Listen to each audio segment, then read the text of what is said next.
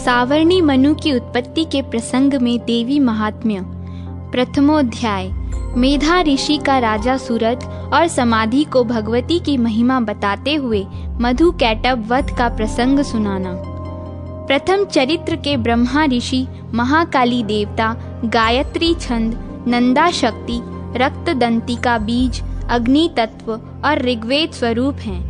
श्री महाकाली देवता की प्रसन्नता के लिए प्रथम चरित्र के जप में विनियोग किया जाता है। भगवान विष्णु के सो जाने पर मधु और कैटभ को मारने के लिए कमल जन्मा ब्रह्मा जी ने जिनका स्तवन किया था, उन महाकाली देवी का मैं सेवन करता हूँ। वे अपने 10 हाथों में खड्ग, चक्र, गदा, बाण, धनुष, परिघ, शूल, भुशुंडी, मस्तक और शंख धारण करती हैं। उनके 3 नेत्र हैं। वे समस्त अंगों में दिव्य आभूषणों से विभूषित हैं। उनके शरीर की कांति नीलमणि के समान है तथा वे 10 मुख और 10 पैरों से युक्त हैं। मार्कंडेय जी बोले, सूर्य के पुत्र सावर्णी जो 8वें मनु कहे जाते हैं, उनकी उत्पत्ति की कथा विस्तार पूर्वक कहता हूँ, सुनो। सूर्य कुमार महाभाग सावर्णी भगवती महामाया के अनुग्रह से जिस प्रकार मनवंतर के स्वामी हुए, वही प्रसंग सुनाता हूँ। पूर्व काल की बात है। स्वारोचिष मनवंतर में सूरत नाम के एक राजा थे, जो चैत्र वंश में उत्पन्न हुए थे। उनका समस्त भूमंडल पर अधिकार था। वे प्रजा का अपने औरस पुत्रों की भांति धर्म पूर्वक पालन करते थे। फिर भी उस समय कोला विध्वंसी नाम के क्षत्रिय उनके शत्रु हो गए। राजा सूरत की दंड नीति बड़ी प्रबल थी। उनका शत्रुओं के साथ संग्राम हुआ। यद्यपि कोला विध्वंसी संख्या में कम थे, तो भी राजा सूरत युद्ध में उनसे परास्त हो गए। तब वे युद्ध भूमि से अपने नगर को लौट आए और केवल अपने देश के राजा होकर रहने लगे। किंतु वहां भी उन प्रबल शत्रुओं ने उस समय महाभाग राजा सूरत पर आक्रमण कर दिया। राजा का बल क्षीण हो चला था, इसलिए उनके दुष्ट, बलवान एवं दुरात्मा मंत्रियों ने वहां उनकी राजधानी में भी राजकीय सेना और खजाने को वहां से हथिया लिया। सूरत का प्रभुत्व नष्ट हो चुका था, इसलिए वे शिकार खेलने के बहाने घोड़े पर सवार हो वहां से अकेले ही एक घने जंगल में चले गए। वहां उन्होंने विप्रवर मेधा मुनि का आश्रम देखा, जहां कितने ही हिंसक जीव परम शांत भाव से रहते थे। मुनि के बहुत से शिष्य उस वन की शोभा बढ़ा रहे थे। वहां जाने पर मुनि ने उनका सत्कार किया और वे उन मुनि श्रेष्ठ के आश्रम पर इधर उधर विचरते हुए कुछ काल तक वहां रहे। फिर ममता से आकृष्ट चित्त होकर उस आश्रम में इस प्रकार चिंता करने लगे, पूर्व काल में मेरे पूर्वजों ने जिसका पालन किया था, वही नगर आज मुझसे रहित है। पता नहीं मेरे दुराचारी भृत्यगण उसकी धर्म पूर्वक रक्षा करते हैं या नहीं। जो सदा मद की वर्षा करने वाला और शूरवीर था, वह मेरा प्रधान हाथी अब शत्रुओं के अधीन होकर न जाने किन भोगों को भोगता होगा। जो लोग मेरी कृपा, धन और भोजन पाने में सदा मेरे पीछे पीछे चलते थे, वे निश्चय ही अब दूसरे राजाओं का अनुसरण करते होंगे। उन अपव्ययी लोगों के द्वारा सदा खर्च होते रहने के कारण अत्यंत कष्ट से जमा किया हुआ मेरा वह खजाना खाली हो जाएगा। ये तथा और भी कई बातें राजा सूरत निरंतर सोचते रहते थे। एक दिन उन्होंने वहां विप्रवर मेधा के आश्रम के निकट एक वैश्य को देखा और उससे पूछा, भाई तुम कौन हो? यहाँ तुम्हारे आने का कारण क्या है? तुम क्यों शोकग्रस्त और अनमने से दिखाई देते हो? राजा सूरत का यह प्रेम पूर्वक कहा हुआ वचन सुनकर वैश्य ने विनीत भाव से उन्हें प्रणाम करके कहा, राजन, मैं धनियों के कुल में उत्पन्न एक वैश्य हूँ। मेरा नाम समाधि है। मेरे दुष्ट स्त्री पुत्रों ने धन के लोभ से मुझे घर से बाहर निकाल दिया है। मैं इस समय धन, स्त्री और पुत्र से वंचित हूँ। मेरे विश्वसनीय बंधुओं ने मेरा ही धन लेकर मुझे दूर कर दिया है, इसलिए दुखी होकर मैं वन में चला आया हूँ। यहाँ रहकर मैं इस बात को नहीं जानता कि मेरे पुत्रों की, स्त्री की और स्वजनों की कुशल है या नहीं। इस समय घर में वे कुशल से रहते हैं अथवा उन्हें कोई कष्ट है। वे मेरे पुत्र कैसे हैं? क्या वे सदाचारी हैं अथवा दुराचारी हो गए हैं? राजा ने पूछा, जिन लोभी स्त्री पुत्र आदि ने धन के कारण तुम्हें घर से निकाल दिया, उनके प्रति तुम्हारे चित्त में इतना स्नेह क्यों है? वैश्य बोला, आप मेरे विषय में जो बात कहते हैं वह सब ठीक है, किंतु क्या करूं? मेरा मन निष्ठुरता नहीं धारण करता। जिन्होंने धन के लोभ में पड़कर पिता के प्रति स्नेह, पति के प्रति प्रेम तथा आत्मीय जन के प्रति अनुराग को तिलांजलि दे मुझे घर से निकाल दिया है, उन्हीं के प्रति मेरे हृदय में इतना स्नेह है। महामते, गुणहीन बंधुओं के प्रति भी जो मेरा चित्त इस प्रकार प्रेम मग्न हो रहा है, यह क्या है? इस बात को मैं जानकर भी नहीं जान पाता। उनके लिए मैं लंबी सांसें ले रहा हूँ और मेरा हृदय अत्यंत दुखित हो रहा है।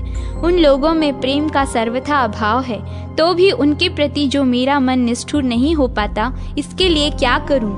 मार्कंडेय जी कहते हैं, ब्राह्मण, तदनंतर राजाओं में श्रेष्ठ सूरत और वह समाधि नामक वैश्य दोनों साथ साथ मेधा मुनि की सेवा में उपस्थित हुए और उनके साथ यथा योग्य और न्यायानुकूल विनय पूर्ण वर्ताव करके बैठे। तत्पश्चात वैश्य और राजा ने कुछ वार्तालाप आरंभ किया। राजा ने कहा, भगवान, मैं आपसे एक बात पूछना चाहता हूँ, उसे बताइए। मेरा चित्त अपने अधीन न होने के कारण वह बात मेरे मन को बहुत दुख देती है।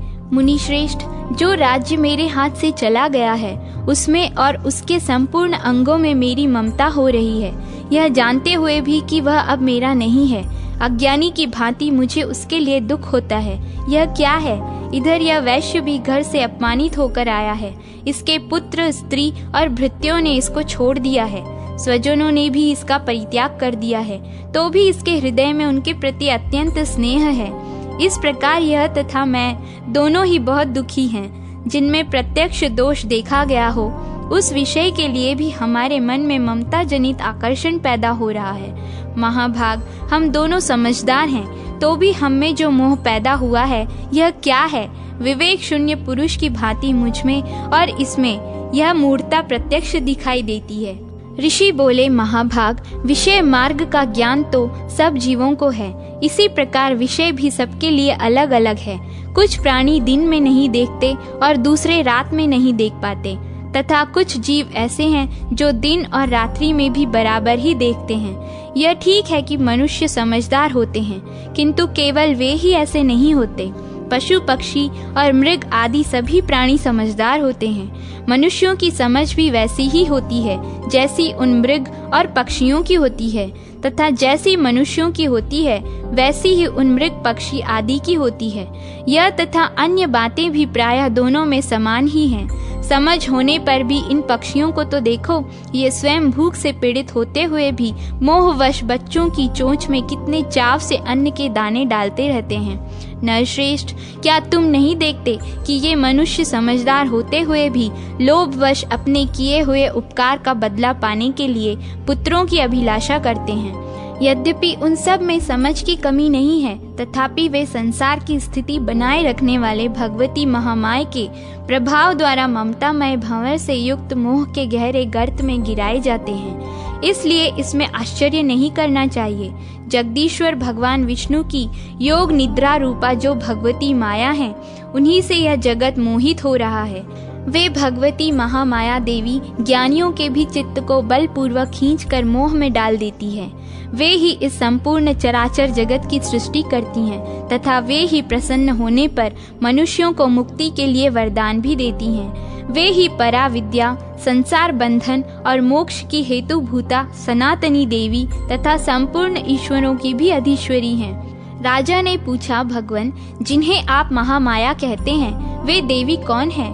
ब्राह्मण, उनका आविर्भाव कैसे हुआ तथा उनके चरित्र कौन कौन हैं? ब्रह्मवेत्ताओं में श्रेष्ठ महर्षि उन देवी का जैसा प्रभाव हो, जैसा स्वरूप हो और जिस प्रकार प्रादुर्भाव हुआ हो, वह सब मैं आपके मुख से सुनना चाहता हूँ। ऋषि बोले, राजन, वास्तव में तो वे देवी नित्य स्वरूपा ही हैं। संपूर्ण जगत उन्हीं का रूप है तथा उन्होंने समस्त विश्व को व्याप्त कर रखा है। तथापि उनका प्राकट्य अनेक प्रकार से होता है, वह मुझसे सुनो।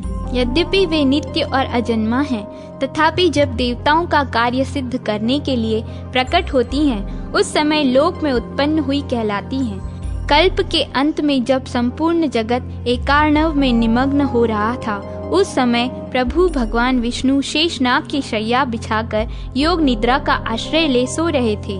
उस समय उनके कानों की मैल से 2 भयंकर असुर उत्पन्न हुए, जो मधु और कैटभ के नाम से विख्यात थे। वे दोनों ब्रह्मा जी का वध करने को तैयार हो गए।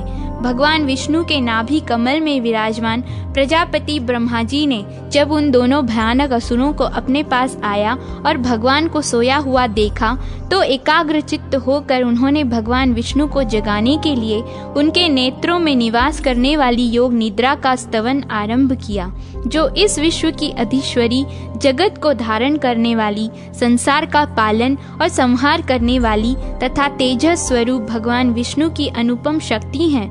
उन्हीं भगवती निद्रा देवी की भगवान ब्रह्मा स्तुति करने लगे। ब्रह्मा जी ने कहा, देवी तुम ही स्वाहा, तुम ही स्वधा और तुम ही वशटकार हो।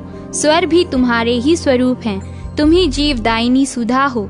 नित्य अक्षर प्रणव में अकार, उकार, मकार इन 3 मात्राओं के रूप में तुम ही स्थित हो तथा इन 3 मात्राओं के अतिरिक्त जो बिंदु रूपा नित्य अर्ध मात्रा है, जिसका विशेष रूप से उच्चारण नहीं किया जा सकता, वह भी तुम ही हो। देवी तुम ही संध्या, सावित्री तथा परम जननी हो। देवी तुम ही इस विश्व ब्रह्मांड को धारण करती हो।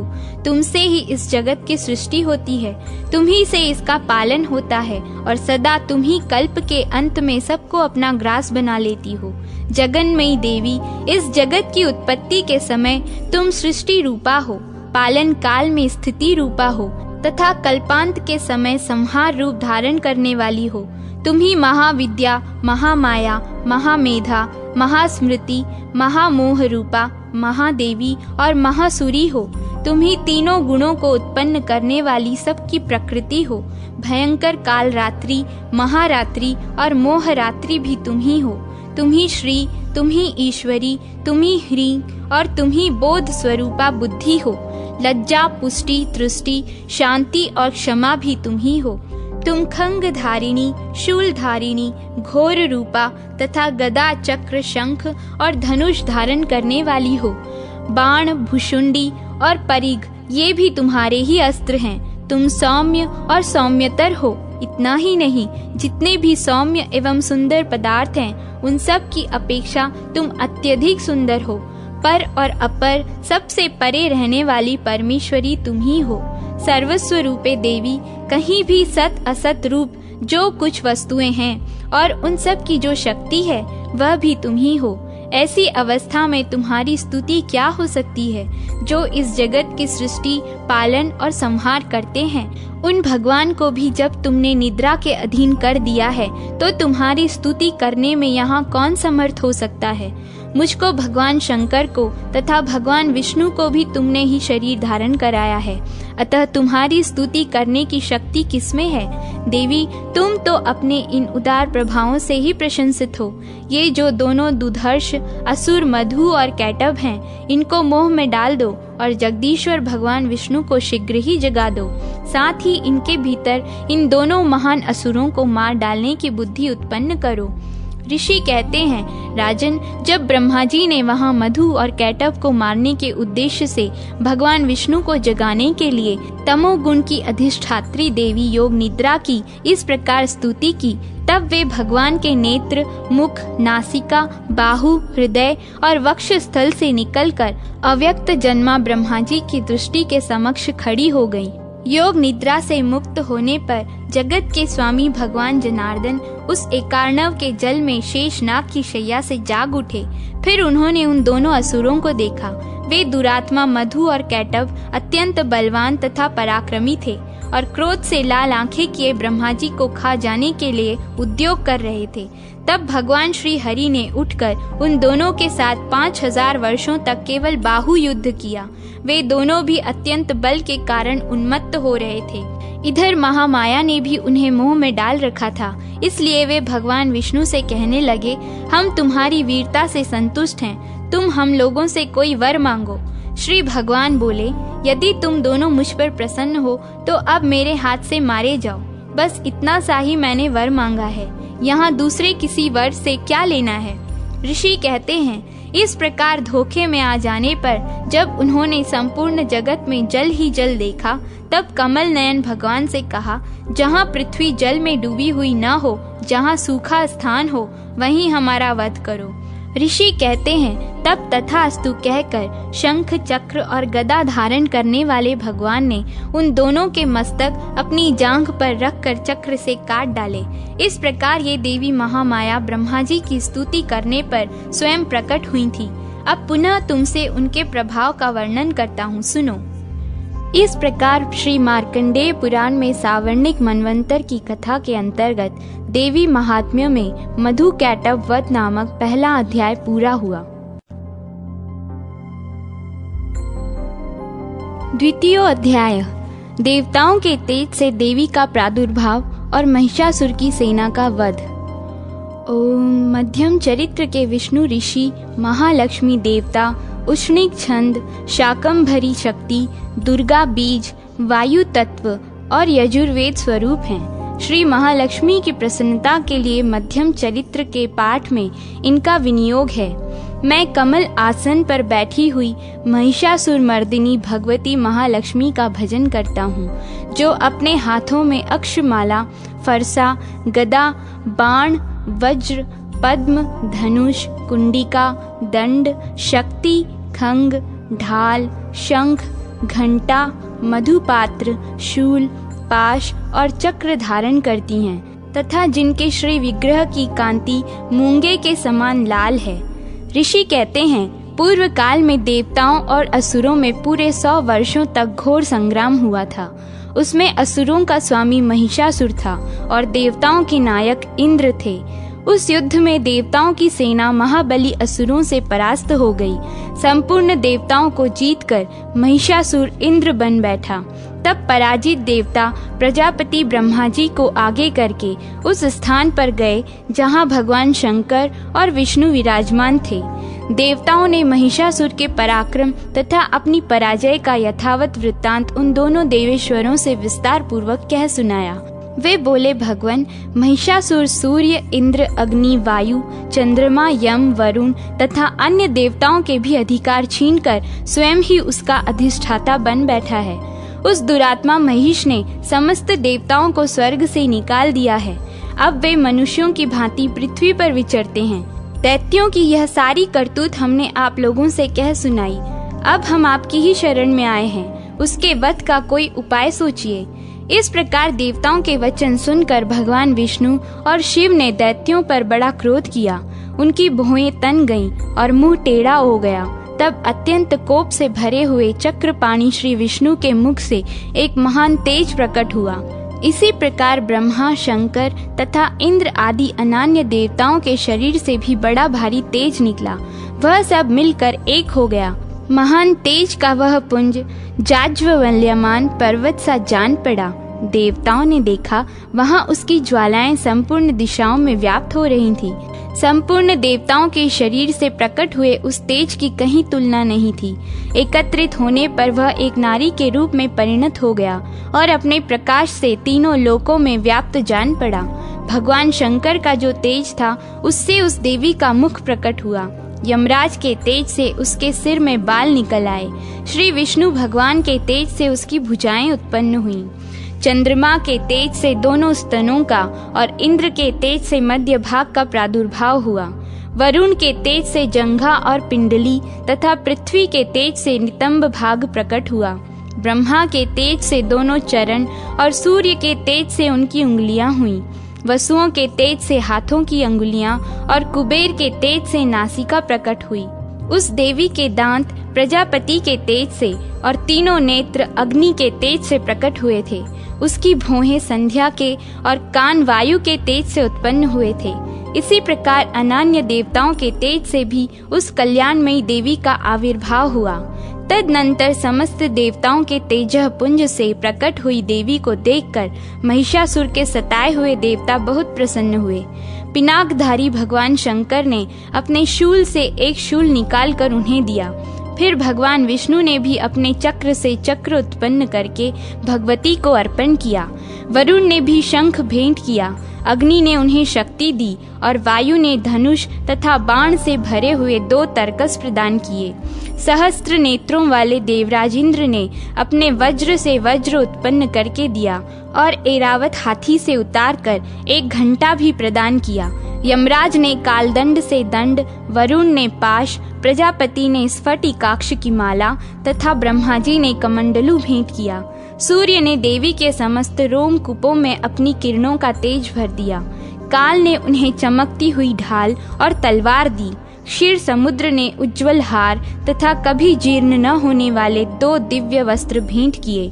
साथ ही उन्होंने दिव्य चूड़ामणि, 2 कुंडल, कड़े उज्जवल अर्धचंद्र, सब बाहुओं के लिए केयूर, दोनों चरणों के लिए निर्मल नुपुर, गले की सुंदर हंसली और सब उंगलियों में पहनने के लिए रत्नों की बनी अंगूठियां भी दी।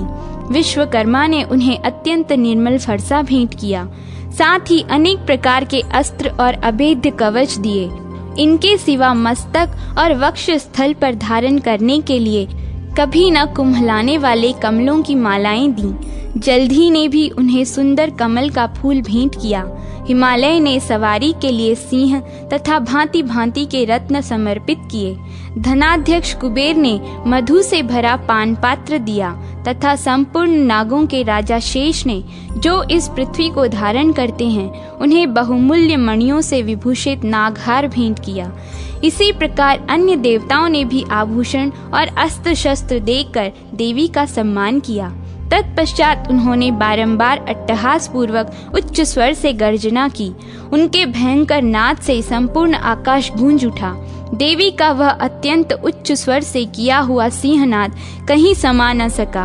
आकाश उसके सामने लघु प्रतीत होने लगा। उससे बड़े जोर की प्रतिध्वनि हुई, जिससे संपूर्ण विश्व में हलचल मच गई और समुद्र कांप उठे। पृथ्वी डोलने लगी और समस्त पर्वत हिलने लगे। उस समय देवताओं ने अत्यंत प्रसन्नता के साथ सिंह वाहिनी भवानी से कहा, देवी तुम्हारी जय हो। साथ ही महर्षियों ने भक्ति भाव से विनम्र होकर उनका स्तवन किया। संपूर्ण त्रिलोकी को क्षोभग्रस्त देख दैत्यगण अपनी समस्त सेना को कवच आदि से सुसज्जित कर हाथों में हथियार ले सहसा उठकर खड़े हो गए। उस समय महिषासुर ने बड़े क्रोध में आकर कहा, यह क्या हो रहा है? फिर वह संपूर्ण असुरों से घिरकर उस सिंहनाद की ओर लक्ष्य करके दौड़ा और आगे पहुंचकर उसने देवी को देखा, जो अपनी प्रभा से तीनों लोकों को प्रकाशित कर रही थी। उनके चरणों के भार से पृथ्वी दबी जा रही थी। माथे के मुकुट से आकाश में रेखा सी खींच रही थी तथा वे अपने धनुष की टंकार से 7 पातालों को शुद्ध किए देती थी। देवी अपनी हजारों भुजाओं से संपूर्ण दिशाओं को आच्छादित करके खड़ी थीं। तदनंतर उनके साथ दैत्यों का युद्ध छिड़ गया। नाना प्रकार के अस्त्र शस्त्रों के प्रहार से संपूर्ण दिशाएं उद्भासित होने लगीं। चिक्षुर नामक महान असुर महिषासुर का सेना नायक था। वह देवी के साथ युद्ध करने लगा। अन्य दैत्यों की चतुर्गुणी सेना साथ लेकर चामर भी लड़ने लगा। 60,000 रथियों के साथ आकर उदग्र नामक महादैत्य ने लोहा लिया। 1 करोड़ रथियों को साथ लेकर महाहनु नामक दैत्य युद्ध करने लगा, जिसके रोएं तलवार के समान तीखे थे। वह असीलोमा नामक महादैत्य 5 करोड़ रथी सैनिकों सहित युद्ध में आ डटा। 60 लाख रथियों से घिरा हुआ बाष्कल नामक दैत्य भी उस युद्ध भूमि में लड़ने लगा। परिवारित नामक राक्षस हाथी सवार और घुड़सवारों के अनेक दलों तथा 1 करोड़ रथियों की सेना लेकर युद्ध करने लगा। बिडाल नामक दैत्य 5 अरब रथियों से घिरकर लोहा लेने लगा। इनके अतिरिक्त और भी हजारों महादैत्य रथ, हाथी और घोड़ों की सेना साथ लेकर वहां देवी के साथ युद्ध करने लगे। स्वयं महिषासुर उस रणभूमि में कोटि कोटि सहस्त्र रथ, हाथी और घोड़ों की सेना से घिरा हुआ खड़ा था। वे दैत्य देवी के साथ तोमर, भिंदीपाल, शक्ति, मूसल, खंग, परशु और पट्टिश आदि अस्त्र शस्त्रों का प्रहार करते हुए युद्ध कर रहे थे। कुछ दैत्यों ने उन पर शक्ति का प्रहार किया, कुछ लोगों ने पाश फेंके तथा कुछ दूसरे दैत्यों ने खंग प्रहार करके देवी को मार डालने का उद्योग किया। देवी ने भी क्रोध में भरकर खेल खेल में ही अपने अस्त्र शस्त्रों की वर्षा करके दैत्यों के वे समस्त अस्त्र शस्त्र काट डाले।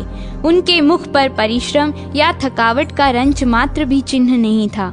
देवता और ऋषि उनकी स्तुति करते थे और वे भगवती परमेश्वरी दैत्यों के शरीरों पर अस्त्र शस्त्रों की वर्षा करती रहीं। देवी का वाहन वह सिंह भी क्रोध में भरकर गर्दन के बालों को हिलाता हुआ असुरों की सेना में इस प्रकार विचरने लगा मानो वनों में दवानल फैल रहा हो।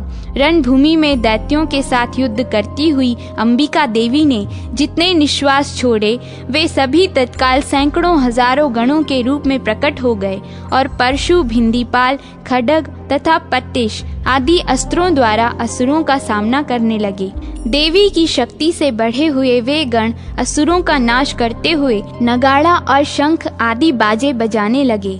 उस संग्राम महोत्सव में कितने ही गण मृदंग बजा रहे थे। तदनंतर देवी ने त्रिशूल से, गदा से, शक्ति की वर्षा से और खड्ग आदि से सैकड़ों महादैत्यों का संहार कर डाला। कितनों को घंटे के भयंकर नाद से मूर्छित करके मार गिराया। बहुतेरे दैत्यों को पाश से बांधकर धरती पर घसीटा। कितने ही दैत्य उनकी तीखी तलवार की मार से दो दो टुकड़े हो गए। कितने ही गदा की चोट से घायल हो धरती पर सो गए। कितने ही मूसल की मार से अत्यंत आहत होकर रक्त वमन करने लगे।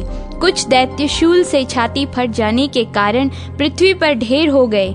उस रणांगण में बाण समूहों की वृष्टि से कितने ही असुरों की कमर टूट गई। बाज की तरह झपटने वाले देव पीड़क दैत्यगण अपने प्राणों से हाथ धोने लगे। किन्हीं की बाहें छिन्न भिन्न हो गईं, कितनों की गर्दनें कट गईं। कितने ही दैत्यों के मस्तक कट कट कर गिरने लगे। कुछ लोगों के शरीर मध्य भाग में ही विदीर्ण हो गए। कितने ही महादैत्य जांघें कट जाने से पृथ्वी पर गिर पड़े। कितनों को ही देवी ने एक बाह, एक पैर और एक नेत्र वाले करके दो टुकड़ों में चीर डाला। कितने ही दैत्य मस्तक कट जाने पर भी गिर कर फिर उठ जाते और केवल धड़ के ही रूप में अच्छे अच्छे हथियार हाथ में ले देवी के साथ युद्ध करने लगते थे। दूसरे कबंध युद्ध के बाजों की लय पर नाचते थे। कितने ही बिना सिर के धड़, हाथों में खड्ग, शक्ति और रिष्टि लिए दौड़ते थे तथा दूसरे दूसरे महादैत्य ठहरो ठहरो यह कहते हुए देवी को युद्ध के लिए ललकारते थे। जहाँ वह घोर संग्राम हुआ था वहाँ की धरती देवी के गिराए हुए रथ, हाथी, घोड़े और असुरों की लाशों से ऐसी पट गई थी कि वहाँ चलना फिरना असंभव हो गया था। दैत्यों की सेना में हाथी, घोड़े और असुरों के शरीर से इतनी अधिक मात्रा में रक्तपात हुआ था कि थोड़ी ही देर में वहां खून की बड़ी बड़ी नदियां बहने लगीं। जगदम्बा ने असुरों की विशाल सेना को क्षण भर में नष्ट कर दिया। ठीक उसी तरह जैसे तृण और काठ के भारी ढेर को आग कुछ ही क्षणों में भस्म कर देती है। और वह सिंह भी गर्दन के बालों को हिला हिला कर जोर जोर से गर्जना करता हुआ दैत्यों के शरीरों से मानो उनके प्राण चुने लेता था। वहां देवी के गणों ने भी उन महादैत्यों के साथ ऐसा युद्ध किया जिससे देवतागण उन पर आकाश से फूल बरसाने लगे और उन सब से बहुत संतुष्ट हुए। इस प्रकार श्री मार्कंडेय पुराण में सावर्णिक मनवंतर की कथा के अंतर्गत देवी महात्म्य में महिषासुर की सेना का वध नामक दूसरा अध्याय पूरा हुआ। तृतीय अध्याय सेनापतियों सहित महिषासुर का वध। जगदम्बा के श्री अंगों की कांति उदय काल के सहस्त्रों सूर्यों के समान है। वे लाल रंग की रेशमी साड़ी पहने हुए हैं। उनके गले में मुंड माला शोभा पा रही है। दोनों स्तनों पर रक्त चंदन का लेप लगा है। वे अपने कर कमलों में जप मालिका, विद्या, अभय तथा वर मुद्राएं धारण किए हुए हैं। 3 नेत्रों से सुशोभित मुखारविंद की बड़ी शोभा हो रही है। उनके मस्तक पर चंद्रमा के साथ ही रत्नमय मुकुट बंधा है तथा वे कमल के आसन पर विराजमान हैं। ऐसी देवी को मैं भक्ति पूर्वक प्रणाम करता हूँ। ऋषि कहते हैं, दैत्यों की सेना को इस प्रकार तहस नहस होते देख महादैत्य सेनापति चिक्षुर क्रोध में भरकर अंबिका देवी से युद्ध करने को आगे बढ़ा। वह असुर रणभूमि में देवी के ऊपर इस प्रकार बाणों की वर्षा करने लगा जैसे बादल मेरुगिरी के शिखर पर पानी की धार बरसा रहा हो। तब देवी ने अपने बाणों से उसके बाण समूह को अनायास ही काटकर उसके घोड़ों और सारथी को भी मार डाला। साथ ही उसके धनुष तथा अत्यंत ऊंची ध्वजा को भी तत्काल काट गिराया। धनुष कट जाने पर उसके अंगों को अपने बाणों से बींध डाला। धनुष, रथ, घोड़े और सारथी के नष्ट हो जाने पर वह असुर ढाल और तलवार लेकर देवी की ओर दौड़ा। उसने तीखी धार वाली तलवार से सिंह के मस्तक पर चोट करके देवी की भी बाईं भुजा में बड़े वेग से प्रहार किया। राजन, देवी की बाह पर पहुंचते ही वह तलवार टूट गई। फिर तो क्रोध से लाल आंखें करके उस राक्षस ने शूल हाथ में लिया और उसे उस महादैत्य ने भगवती भद्रकाली के ऊपर चलाया। वह शूल आकाश से गिरते हुए सूर्यमंडल की भांति अपने तेज से प्रज्वलित हो उठा। उस शूल को अपनी ओर आते देख देवी ने शूल का प्रहार किया। उससे राक्षस के शूल के सैकड़ों टुकड़े हो गए। साथ ही महादैत्य चिक्षुर की भी धज्जियां उड़ गई। वह प्राणों से हाथ धो बैठा। महिषासुर के सेनापति उस महापराक्रमी चिक्षुर के मारे जाने पर देवताओं को पीड़ा देने वाला चामर हाथी पर चढ़कर आया। उसने भी देवी के ऊपर शक्ति का प्रहार किया, किंतु जगदम्बा ने उसे अपने हुंकार से ही आहत एवं निष्प्रभ करके तत्काल पृथ्वी पर गिरा दिया। शक्ति को टूटकर गिरी हुई देख चामर को बड़ा क्रोध हुआ। अब उसने शूल चलाया, किंतु देवी ने उसे भी अपने बाणों द्वारा काट डाला। इतने में ही देवी का सिंह उछलकर हाथी के मस्तक पर चढ़ बैठा और उस दैत्य के साथ खूब जोर लगाकर बाहुयुद्ध करने लगा। वे दोनों लड़ते लड़ते हाथी से पृथ्वी पर आ गए और अत्यंत क्रोध में भरकर एक दूसरे पर बड़े भयंकर प्रहार करते हुए लड़ने लगे। तदनंतर सिंह बड़े वेग से आकाश की ओर उछला और उधर से गिरते समय उसने पंजों की मार से चामर का सिर धड़ से अलग कर दिया। इसी प्रकार उदग्र भी शीला और वृक्ष आदि की मार खाकर रणभूमि में देवी के हाथ से मारा गया तथा कराल भी दांतों, मुक्कों और थप्पड़ों की चोट से धराशायी हो गया। क्रोध में भरी हुई देवी ने गदा की चोट से उद्धत का भी कचुम्बर निकाल डाला। भिंदी पाल से वाशकल को तथा बाणों से ताम्र और अंधक को मौत के घाट उतार दिया।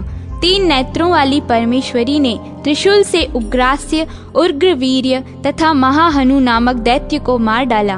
तलवार की चोट से विडाल के मस्तक को धड़ से काट गिराया। दुर्धर और दुर्मुख इन दोनों को भी अपने बाणों से यमलोक भेज दिया। इस प्रकार अपनी सेना का संहार होते देख महिषासुर ने भैंसे का रूप धारण करके देवी के गणों को त्रास देना आरंभ किया। किन्हीं को थुथुन से मारकर, किन्हीं के ऊपर खुरों का प्रहार करके, किन्हीं को पूंछ से चोट पहुंचाकर, कुछ को सींगों से विदीर्ण करके, कुछ गणों को वेग से, किन्हीं को सिंहनाद से, कुछ को चक्कर देकर और कितनों को निश्वास वायु के झोंके से धराशायी कर दिया। इस प्रकार गणों की सेना को गिराकर वह असुर महादेवी के सिंह को मारने के लिए झपटा। इससे जगदम्बा को बड़ा क्रोध हुआ। उधर महापराक्रमी महिषासुर भी क्रोध में भरकर धरती को खुरों से खोदने लगा तथा अपने सींगों से ऊंचे ऊंचे पर्वतों को उठाकर फेंकने और गर्जने लगा। उसके वेग से चक्कर देने के कारण पृथ्वी क्षुब्ध होकर फटने लगी। उसकी पूंछ से टकराकर समुद्र सब ओर से धरती को डुबोने लगा। हिलते हुए सींगों के आघात से विदीर्ण होकर बादलों के टुकड़े टुकड़े हो गए। उसके श्वास की प्रचंड वायु के वेग से उड़े हुए सैकड़ों पर्वत आकाश से गिरने लगे। इस प्रकार क्रोध में भरे हुए उस महादैत्य को अपनी ओर आते देख चंडिका ने उसका वध करने के लिए महान क्रोध किया। उन्होंने पाश फेंककर उस महान असुर को बांध लिया। उस महासंग्राम में बंध जाने पर उसने भैंसे का रूप त्याग दिया और तत्काल सिंह के रूप में वह प्रकट हो गया। उस अवस्था में जगदम्बा ज्यों ही उसका मस्तक काटने को उद्यत हुई, त्यों ही वह खड्गधारी पुरुष के रूप में दिखाई देने लगा। तब देवी ने तुरंत ही बाणों की वर्षा करके ढाल और तलवार के साथ उस पुरुष को भी बींध डाला। इतने में ही वह महान गजराज के रूप में परिणत हो गया तथा अपनी सूंड से देवी के विशाल सिंह को खींचने और गर्जने लगा। खींचते समय देवी ने तलवार से उसकी सूंड काट डाली। तब उस महादैत्य ने पुनः भैंसे का शरीर धारण कर लिया और पहले की ही भांति चराचर प्राणियों सहित तीनों लोकों को व्याकुल करने लगा। तब क्रोध में भरी हुई जगन माता चंडी का बारंबार उत्तम मधु का पान करने और लाल आंखें करके हंसने लगी। उधर वह बल और पराक्रम के मद से उन्मत्त हुआ राक्षस अपने सींगों से चंडी के ऊपर पर्वतों को फेंकने लगा और डकारने लगा। उस समय देवी अपने बाणों के समूहों से उसके फेंके हुए पर्वतों को चूर्ण करती हुई बोली। बोलते समय उनका मुख मधु के मद से लाल हो रहा था और वाणी लड़खड़ा रही थी। देवी ने कहा, ओ मूढ़, मैं जब तक मधु पीती हूँ तब तक तू क्षण भर के लिए खूब गर्ज ले। मेरे हाथ से यहीं तेरी मृत्यु हो जाने पर अब शीघ्र ही देवता भी गर्जना करेंगे। ऋषि कहते हैं, यूं कहकर देवी उछली और उस महादैत्य के ऊपर चढ़ गईं। फिर अपने पैर से उसे दबाकर उन्होंने शूल से उसके कंठ में आघात किया। अभी आधे शरीर से ही वह बाहर निकलने पाया था कि देवी ने अपने प्रभाव से उसे रोक दिया। आधा निकला होने पर भी वह महादैत्य देवी से युद्ध करने लगा। तब देवी ने बहुत बड़ी तलवार से उसका मस्तक काट गिराया। फिर तो हाहाकार करती हुई दैत्यों की सारी सेना भाग गई तथा संपूर्ण देवता अत्यंत प्रसन्न हो गए। देवताओं ने दिव्य महर्षियों के साथ दुर्गा देवी का स्तवन किया। गंधर्व राज गान करने लगे तथा अप्सराएं नृत्य करने लगीं। इस प्रकार श्री मार्कंडेय पुराण में सावर्णिक मनवंतर की कथा के अंतर्गत देवी महात्म्य में महिषासुरवध नामक तीसरा अध्याय पूरा हुआ। चतुर्थो अध्याय, इंद्रादि देवताओं द्वारा देवी की स्तुति। सिद्धि की इच्छा रखने वाले पुरुष जिनकी सेवा करते हैं तथा देवता जिन्हें सब ओर से घेरे रहते हैं, उन जया नाम वाली दुर्गा देवी का ध्यान करें। उनके श्री अंगों की आभा काले मेघ के समान श्याम है। वे अपने कटाक्षों से शत्रु समूह को भय प्रदान करती हैं। उनके मस्तक पर आबद्ध चंद्रमा की रेखा शोभा पाती है। वे अपने हाथों में शंख, चक्र, कृपाण और त्रिशूल धारण करती हैं। उनके 3 नेत्र हैं। वे सिंह के कंधे पर चढ़ी हुई हैं और अपने तेज से तीनों लोकों को परिपूर्ण कर रही हैं। ऋषि कहते हैं, अत्यंत पराक्रमी दुरात्मा महिषासुर तथा उसकी दैत्य सेना के देवी के हाथ से मारे जाने पर इंद्र आदि देवता प्रणाम के लिए गर्दन तथा कंधे झुकाकर उन भगवती दुर्गा का उत्तम वचनों द्वारा स्तवन करने लगे। उस समय उनके सुंदर अंगों में अत्यंत हर्ष के कारण रोमांच हो आया। संपूर्ण देवताओं की शक्ति का समुदाय ही जिनका स्वरूप है तथा जिन देवी ने अपनी शक्ति से संपूर्ण जगत को व्याप्त कर रखा है, समस्त देवताओं और महर्षियों की पूजनिया उन जगदम्बा को हम भक्ति पूर्वक नमस्कार करते हैं। वे हम लोगों का कल्याण करें। जिनके अनुपम प्रभाव और बल का वर्णन करने में भगवान शेषनाग, ब्रह्मा जी तथा महादेव जी भी समर्थ नहीं हैं, वे भगवती चंडी का संपूर्ण जगत का पालन एवं अशुभ भय का नाश करने का विचार करें। जो पुण्यात्माओं के घरों में स्वयं ही लक्ष्मी रूप से, पापियों के यहाँ दरिद्रता के रूप से, शुद्ध अंतःकरण वाले पुरुषों के हृदय में बुद्धि रूप से, सत्पुरुषों में श्रद्धा रूप से तथा कुलीन मनुष्यों में लज्जा रूप से निवास करती हैं, उन आप भगवती दुर्गा को हम नमस्कार करते हैं। देवी, संपूर्ण विश्व का पालन कीजिए। देवी, आपके इन अचिंत्य रूप का, असुरों का नाश करने वाले भारी पराक्रम का तथा समस्त देवताओं और दैत्यों के समक्ष युद्ध में प्रकट किए हुए आपके अद्भुत चरित्रों का हम किस प्रकार वर्णन करें।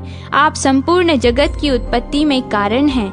आप में सत्व गुण, रजोगुण और तमोगुण, ये तीनों गुण मौजूद हैं, तो भी दोषों के साथ आपका संसर्ग नहीं जान पड़ता। भगवान विष्णु और महादेव जी आदि देवता भी आपका पार नहीं पाते। आप ही सबका आश्रय हैं। यह समस्त जगत आपका अंशभूत है, क्योंकि आप सबकी आदिभूत अव्याकृता परा प्रकृति हैं। देवी, संपूर्ण यज्ञों में जिसके उच्चारण से सब देवता तृप्ति लाभ करते हैं, वह स्वाहा आप ही हैं। इसके अतिरिक्त आप पितरों की भी तृप्ति का कारण हैं। अतएव सब लोग आपको स्वधा भी कहते हैं। देवी, जो मोक्ष की प्राप्ति का साधन है, अचिंत्य महाव्रत स्वरूपा है, वह समस्त दोषों से रहित, जितेंद्रिय, तत्व को ही सार वस्तु मानने वाले तथा मोक्ष की अभिलाषा रखने वाले मुनिजन जिसका अभ्यास करते हैं, वह भगवती परा विद्या आप ही हैं। आप शब्द स्वरूपा हैं। अत्यंत निर्मल ऋग्वेद, यजुर्वेद तथा उद्दित के मनोहर पदों के पाठ से युक्त सामवेद का भी आधार आप ही हैं। आप देवी तीनों वेद और भगवती ऐश्वर्यों से युक्त हैं। इस विश्व की उत्पत्ति एवं पालन के लिए आप ही वार्ता के रूप में प्रकट हुई हैं। आप संपूर्ण जगत की घोर पीड़ा का नाश करने वाली हैं। देवी, जिससे समस्त शास्त्रों के सार का ज्ञान होता है, वह मेधा शक्ति आप ही हैं। दुर्गम भवसागर से पार उतारने वाली नौका रूप दुर्गा देवी भी आप ही हैं। आपकी कहीं भी आसक्ति नहीं है। कैटभ के शत्रु भगवान विष्णु के वक्ष स्थल में एकमात्र निवास करने वाली भगवती लक्ष्मी तथा भगवान चंद्रशेखर द्वारा सम्मानित गौरी देवी भी आप ही हैं। आपका मुख मंद मुस्कान से सुशोभित, निर्मल, पूर्ण चंद्रमा के बिंब का अनुकरण करने वाला और उत्तम सुवर्ण की मनोहर कांति से कमनीय है। तो भी उसे देखकर महिषासुर को क्रोध हुआ और सहसा उसने उस पर प्रहार कर दिया। यह बड़े आश्चर्य की बात है। देवी, वही मुख जब क्रोध से युक्त होने वाले उदयकाल के चंद्रमा की भांति लाल और तनी हुई भौहों के कारण विकराल हो उठा, तब उसे देखकर जो महिषासुर के प्राण तुरंत ही निकल गए, वह उससे भी बढ़कर आश्चर्य की बात है, क्योंकि क्रोध में भरे हुए यमराज को देखकर भला कौन जीवित रह सकता है। देवी, आप प्रसन्न हो। परमात्मा स्वरूप आपके प्रसन्न होने पर जगत का अभ्युदय होता है और क्रोध में भर जाने पर आप तत्काल ही कितने कुलों का सर्वनाश कर डालती हैं। यह सब बात अभी अनुभव में आई है, क्योंकि महिषासुर की यह विशाल सेना क्षण भर में आपके कोप से नष्ट हो गई है। सदा अभ्युदय प्रदान करने वाली आप जिन पर प्रसन्न रहती हैं, वे ही देश में सम्मानित हैं। उन्हीं को धन और यश की प्राप्ति होती है। उन्हीं का धर्म कभी शिथिल नहीं होता तथा वे ही अपने हष्टपुष्ट स्त्री पुत्र और भृत्यों के साथ धन्य माने जाते हैं। देवी, आपकी ही कृपा से पुण्यात्मा पुरुष प्रतिदिन अत्यंत श्रद्धापूर्वक सदा सब प्रकार के धर्मानुकूल कर्म करता है और उसके प्रभाव से स्वर्गलोक में जाता है। इसलिए आप तीनों लोकों में निश्चय ही मनोवांछित फल देने वाली हैं। माँ दुर्गे, आप स्मरण करने पर सब प्राणियों का भय हर लेती हैं और स्वस्थ पुरुषों द्वारा चिंतन करने पर उन्हें परम कल्याणमयी बुद्धि प्रदान करती हैं। दुख, दरिद्रता और भय हरने वाली देवी, आपके सिवा दूसरी कौन है जिसका चित्त सबका उपकार करने के लिए सदा ही दयार्द्र रहता हो। देवी, इन राक्षसों के मारने से संसार को सुख मिले तथा ये राक्षस चिरकाल तक नरक में रहने के लिए भले ही पाप करते रहे हों, इस समय संग्राम में मृत्यु को प्राप्त होकर स्वर्गलोक में जाएं, निश्चय ही यही सोचकर आप शत्रुओं का वध करती हैं। आप शत्रुओं पर शस्त्रों का प्रहार क्यों करती हैं? समस्त असुरों को दृष्टिपात मात्र से ही भस्म क्यों नहीं कर देती? इसमें एक रहस्य है। ये शत्रु भी हमारे शस्त्रों से पवित्र होकर उत्तम लोकों में जाएं, इस प्रकार उनके प्रति भी आपका विचार अत्यंत उत्तम रहता है।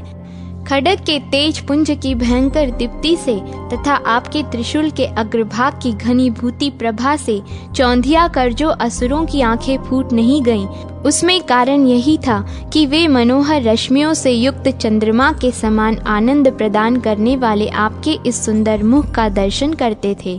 देवी, आपका शील दुराचारियों के बुरे बर्ताव को दूर करने वाला है। साथ ही यह रूप ऐसा है जो कभी चिंतन में भी नहीं आ सकता और जिसकी कभी दूसरों से तुलना भी नहीं हो सकती, तथा आपका बल और पराक्रम तो उन दैत्यों का भी नाश करने वाला है जो कभी देवताओं के पराक्रम को भी नष्ट कर चुके थे। इस प्रकार आपने शत्रुओं पर भी अपनी दया ही प्रकट की है। वरदायिनी देवी, आपके इस पराक्रम की किससे तुलना हो सकती है, तथा शत्रुओं को भय देने वाला एवं अत्यंत मनोहर ऐसा रूप भी आपके सिवा और कहाँ है।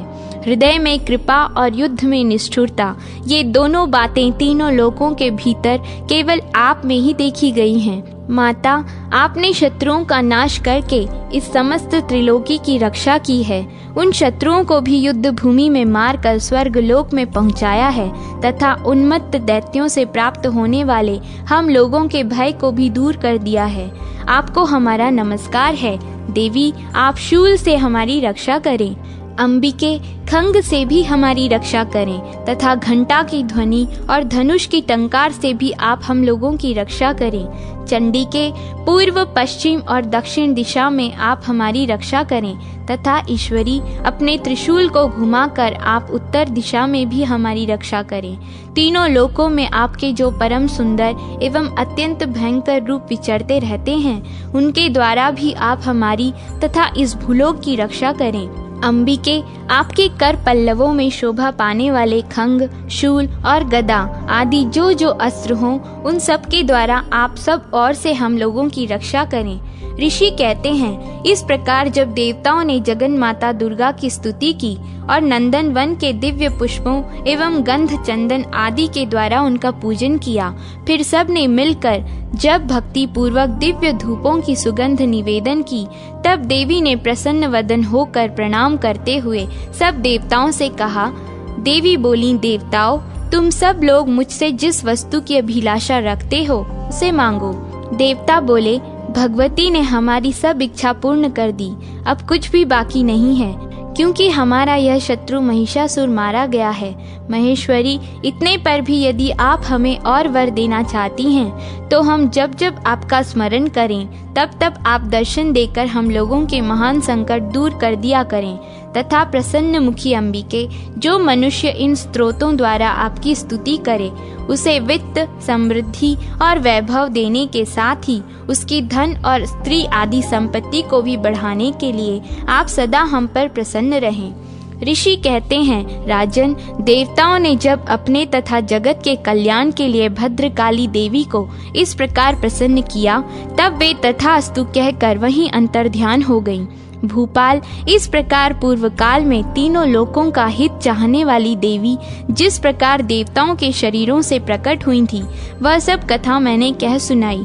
अब पुनः देवताओं का उपकार करने वाली वे देवी दुष्ट दैत्यों तथा शुंभ निशुंभ का वध करने एवं सब लोकों की रक्षा करने के लिए गौरी देवी के शरीर से जिस प्रकार प्रकट हुई थी, वह सब प्रसंग मेरे मुंह से सुनो, मैं उसका तुमसे यथावत वर्णन करता हूँ। इस प्रकार श्री मार्कंडेय पुराण में सावर्णिक मनवंतर की कथा के अंतर्गत देवी महात्म्य में शक्रादि स्तुति नामक चौथा अध्याय पूरा हुआ।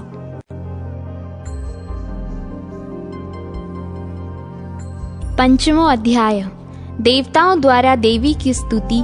चंड मुंड के मुख से अंबिका के रूप की प्रशंसा सुनकर शुंभ का उनके पास दूध भेजना और दूध का निराश लौटना।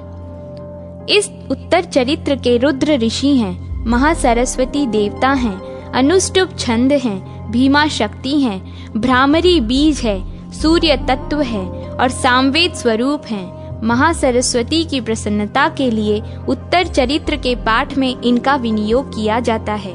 जो अपने कर कमलों में घंटा, शूल, हल, शंख, मूसल, चक्र, धनुष और बाण धारण करती हैं, शरद ऋतु के शोभा संपन्न चंद्रमा के समान जिनकी मनोहर कांति है, जो तीनों लोकों की आधारभूता और शुंभ आदि दैत्यों का नाश करने वाली हैं, तथा गौरी के शरीर से जिनका प्राकट्य हुआ है, उन महासरस्वती देवी का मैं निरंतर भजन करता हूँ।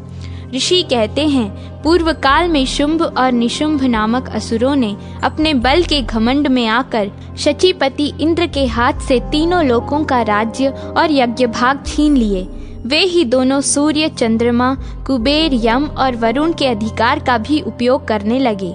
वायु और अग्नि का कार्य भी वे ही करने लगे। उन दोनों ने सब देवताओं को अपमानित, राष्ट्र भ्रष्ट, पराजित तथा अधिकारहीन करके स्वर्ग से निकाल दिया।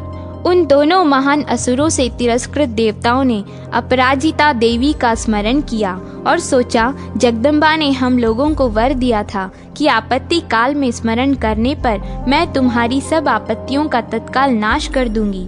यह विचार कर देवता गिरिराज हिमालय पर गए और वहां भगवती विष्णु माया की स्तुति करने लगे। देवता बोले, देवी को नमस्कार है, महादेवी शिवा को सर्वदा नमस्कार है, प्रकृति एवं भद्रा को प्रणाम है। हम लोग नियम पूर्वक जगदम्बा को नमस्कार करते हैं। रौद्रा को नमस्कार है, नित्या, गौरी एवं धात्री को बारंबार नमस्कार है। ज्योत्सनामयी, चंद्र रूपिणी एवं सुख स्वरूपा देवी को सतत प्रणाम है। चरणागतों का कल्याण करने वाली वृद्धि एवं सिद्धि रूपा देवी को हम बारंबार नमस्कार करते हैं। नैऋति, राजाओं की लक्ष्मी तथा शर्वाणी स्वरूपा आप जगदम्बा को बार बार नमस्कार है। दुर्गा, दुर्गपारा, सारा, सर्वकारिणी, ख्याति, कृष्णा और धूम्रा देवी को सर्वदा नमस्कार है। अत्यंत सौम्य तथा अत्यंत रौद्र रूपा देवी को हम नमस्कार करते हैं, उन्हें हमारा बारंबार प्रणाम है। जगत की आधारभूता कृति देवी को बारंबार नमस्कार है। जो देवी सब प्राणियों में विष्णु माया के नाम से कही जाती हैं, उनको नमस्कार, उनको नमस्कार, उनको बार बार नमस्कार है। जो देवी सब प्राणियों में चेतना कहलाती हैं, उनको नमस्कार, उनको नमस्कार, उनको बारंबार नमस्कार है। जो देवी सब प्राणियों में बुद्धि रूप से स्थित हैं, उनको नमस्कार, उनको नमस्कार, उनको बारंबार नमस्कार है। जो देवी सब प्राणियों में निद्रा रूप से स्थित हैं, उनको नमस्कार, उनको नमस्कार और उनको बारंबार नमस्कार है। जो देवी सब प्राणियों में क्षुधा रूप से स्थित हैं, उनको नमस्कार, उनको नमस्कार, उनको बारंबार नमस्कार है। जो देवी सब प्राणियों में छाया रूप से स्थित हैं, उनको नमस्कार, उनको नमस्कार, उनको बारंबार नमस्कार है। जो देवी सब प्राणियों में शक्ति रूप से स्थित हैं, उनको नमस्कार, उनको नमस्कार, उनको बारंबार नमस्कार है। जो देवी सब प्राणियों में तृष्णा रूप से स्थित हैं, उनको नमस्कार, उनको नमस्कार, उनको बारंबार नमस्कार है। जो देवी सब प्राणियों में शांति रूप से स्थित हैं, उनको नमस्कार, उनको नमस्कार, उनको बारंबार नमस्कार है। जो देवी सब प्राणियों में जाति रूप से स्थित हैं, उनको नमस्कार, उनको नमस्कार, उनको बारंबार नमस्कार है। जो देवी सब प्राणियों में लज्जा रूप से स्थित हैं, उनको नमस्कार, उनको नमस्कार, उनको बारंबार नमस्कार है। जो देवी सब प्राणियों में शांति रूप से स्थित हैं, उनको नमस्कार, उनको नमस्कार, उनको बारंबार नमस्कार है। जो देवी सब प्राणियों में श्रद्धा रूप से स्थित हैं, उनको नमस्कार, उनको नमस्कार, उनको बारंबार नमस्कार है। जो देवी सब प्राणियों में कांति रूप से स्थित हैं, उनको नमस्कार, उनको नमस्कार, उनको बारंबार नमस्कार है। जो देवी सब प्राणियों में लक्ष्मी रूप से स्थित हैं, उनको नमस्कार, उनको नमस्कार, उनको बारंबार नमस्कार है। जो देवी सब प्राणियों में वृत्ति रूप से स्थित हैं, उनको नमस्कार, उनको नमस्कार, उनको बारंबार नमस्कार है। जो देवी सब प्राणियों में स्मृति रूप से स्थित हैं, उनको नमस्कार, उनको नमस्कार, उनको बारंबार नमस्कार है। जो देवी सब प्राणियों में दया रूप से स्थित हैं, उनको नमस्कार, उनको नमस्कार, उनको बारंबार नमस्कार है। जो देवी सब प्राणियों में दृष्टि रूप से स्थित हैं, उनको नमस्कार, उनको नमस्कार, उनको बारंबार नमस्कार है। जो देवी सब प्राणियों में माता रूप से स्थित हैं, उनको नमस्कार, उनको नमस्कार, उनको बारंबार नमस्कार है। जो देवी सब प्राणियों में भ्रांति रूप से स्थित हैं, उनको नमस्कार, उनको नमस्कार, उनको बारंबार नमस्कार है। जो जीवों के इंद्रिय वर्ग की अधिष्ठात्री देवी एवं सब प्राणियों में सदा व्याप्त रहने वाली हैं, उन व्याप्ति देवी को बारंबार नमस्कार है।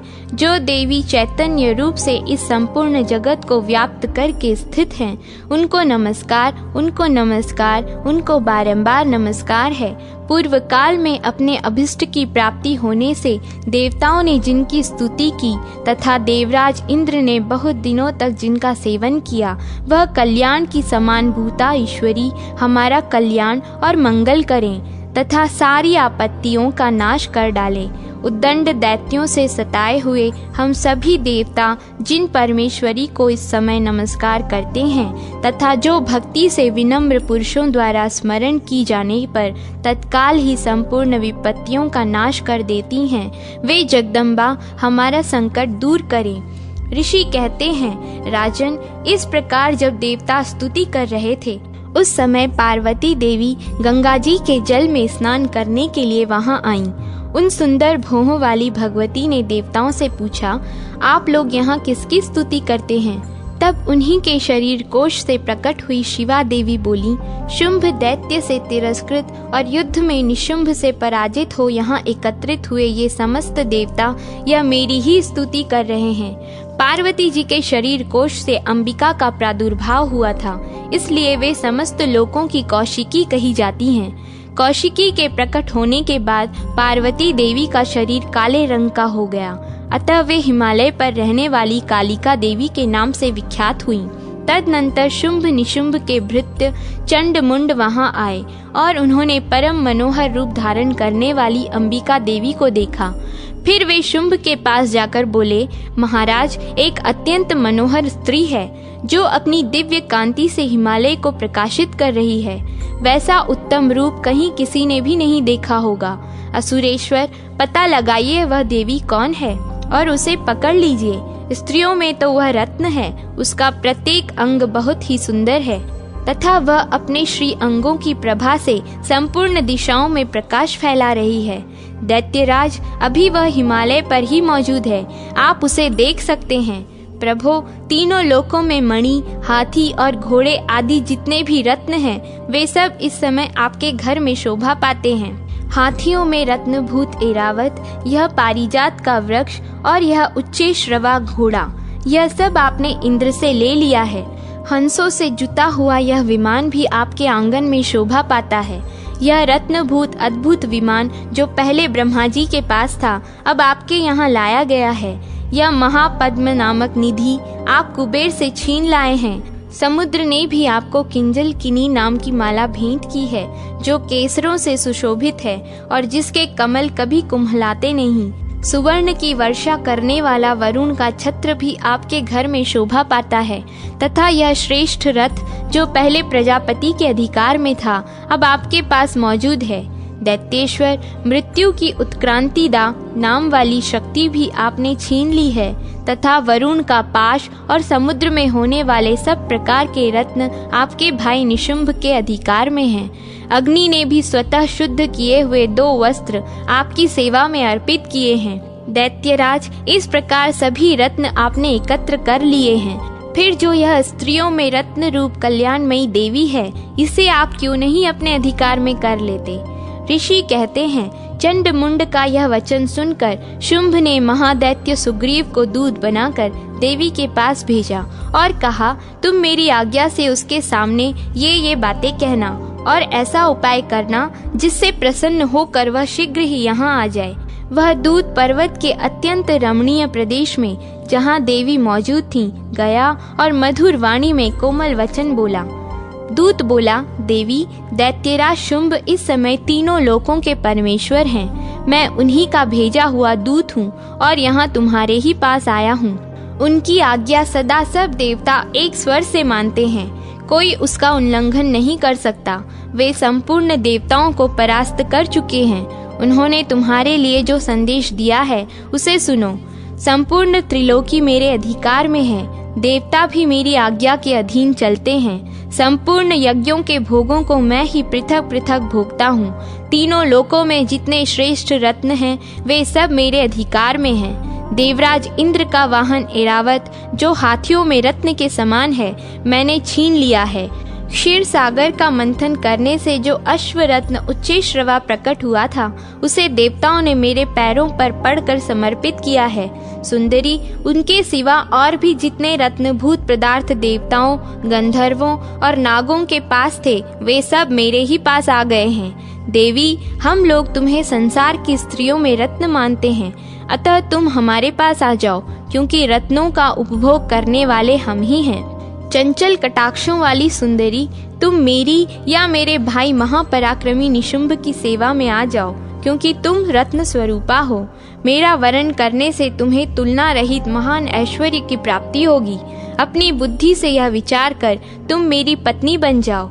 ऋषि कहते हैं, दूत के यूं कहने पर कल्याणमयी भगवती दुर्गा देवी, जो इस जगत को धारण करती हैं, मन ही मन गंभीर भाव से मुस्कुराईं और इस प्रकार बोली, दूत, तुमने सत्य कहा है, इसमें तनिक भी मिथ्या नहीं है। शुंभ तीनों लोकों का स्वामी है और निशुंभ भी उसी के समान पराक्रमी है, किंतु इस विषय में मैंने जो प्रतिज्ञा कर ली है उसे मिथ्या कैसे करूं? मैंने अपनी अल्प बुद्धि के कारण पहले से जो प्रतिज्ञा कर रखी है उसको सुनो। जो मुझे संग्राम में जीत लेगा, जो मेरे अभिमान को चूर्ण कर देगा तथा संसार में जो मेरे समान बलवान होगा, वही मेरा स्वामी होगा। इसलिए शुंभ अथवा महादैत्य निशुंभ स्वयं ही यहाँ पधारे और मुझे जीत कर शीघ्र ही मेरा पाणी ग्रहण कर लें। इसमें विलंब की क्या आवश्यकता है? दूत बोला, देवी तुम घमंड में भरी हो, मेरे सामने ऐसी बातें ना करो। तीनों लोकों में ऐसा कौन पुरुष है जो शुंभ निशुंभ के सामने खड़ा हो सके? देवी, अन्य दैत्यों के सामने भी सारे देवता युद्ध में नहीं ठहर सकते, फिर तुम अकेली स्त्री होकर कैसे ठहर सकती हो? जिन शुंभ आदि दैत्यों के सामने इंद्र आदि देवता भी युद्ध में खड़े नहीं हुए, उनके सामने तुम स्त्री होकर कैसे जाओगी? इसलिए तुम मेरे ही कहने से शुंभ निशुंभ के पास चली चलो। ऐसा करने से तुम्हारे गौरव की रक्षा होगी, अन्यथा जब वे केश पकड़कर घसीटेंगे तब तुम्हें अपनी प्रतिष्ठा खोकर जाना पड़ेगा। देवी ने कहा, तुम्हारा कहना ठीक है, शुंभ बलवान है और निशुंभ भी बड़े पराक्रमी हैं, किंतु क्या करूं? मैंने पहले बिना सोचे समझे प्रतिज्ञा कर ली है। अतः अब तुम जाओ, मैंने तुमसे जो कुछ कहा है वह सब दैत्यराज से आदर पूर्वक कहना, फिर वे जो उचित जान पड़े करें। इस प्रकार श्री मार्कंडेय पुराण में सावर्णिक मनवंतर की कथा के अंतर्गत देवी महात्म्य में देवी दूत संवाद नामक 5वां अध्याय पूरा हुआ। 6ठो अध्याय धूम्रलोचन वध। मैं सर्वज्ञेश्वर भैरव के अंग में निवास करने वाली परमोत्कृष्ट पद्मावती देवी का चिंतन करता हूँ। वे नागराज के आसन पर बैठी हैं। नागों के फनों में सुशोभित होने वाली मणियों की विशाल माला से उनकी देहलता उद्भासित हो रही है। सूर्य के समान उनका तेज है। 3 नेत्र उनकी शोभा बढ़ा रहे हैं। वे हाथों में माला, कुंभ, कपाल और कमल लिए हुए हैं तथा उनके मस्तक में अर्धचंद्र का मुकुट सुशोभित है।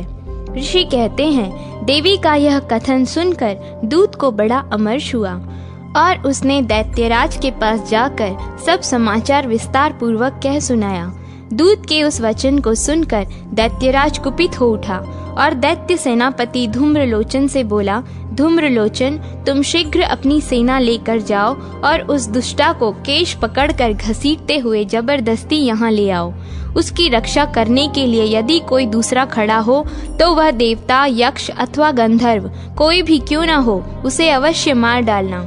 ऋषि कहते हैं, शुंभ के इस प्रकार आज्ञा देने पर वह धूम्रलोचन दैत्य 60,000 असुरों की सेना को साथ लेकर वहां से तुरंत चल दिया। वहां पहुंचकर उसने हिमालय पर रहने वाली उन देवी को देखा और ललकार कर कहा, अरे तू शुंभ निशुंभ के पास चल।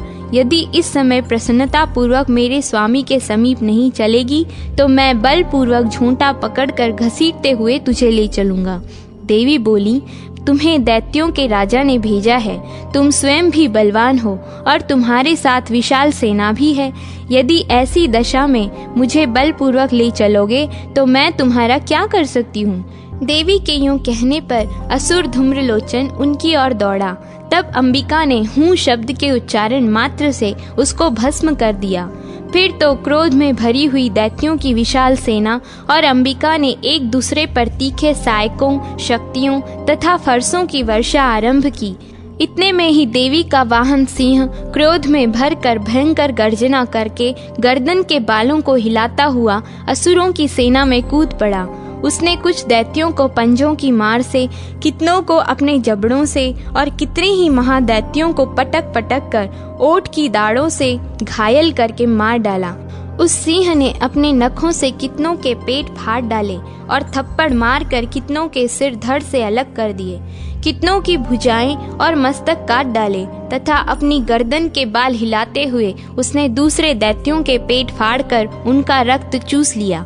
अत्यंत क्रोध में भरे हुए देवी के वाहन उस महाबली सिंह ने क्षण भर में ही असुरों की सारी सेना का संहार कर डाला।